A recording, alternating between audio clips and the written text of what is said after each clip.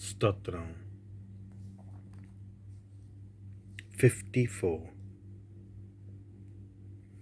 निtivont देवाक उलो तुज्या नांवाचे podven म्हाका निवार देवा तुज्या bollan म्हाका नीत करून दी.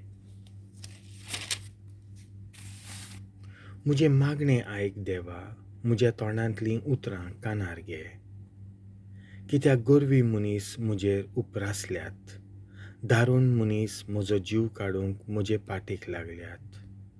देवाची तांकां कांयच पर्वा ना. देव तरी म्हज्या आदाराक येता, परमेसवर म्हजो जीव सांबाळटा. म्हज्या दुस्मानांचें खोटेपण तांच्याच माथ्यार पडूं विस्वासी देवा तांकां नाच कर. Khuxê-monan तुका योद्न भेटयतलो, तूं भोव कोवाळ्ळो म्हूण तुका वाखाणटलो.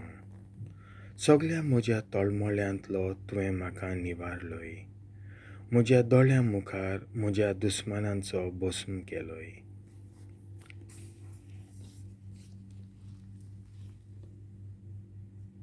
देवाचें उतर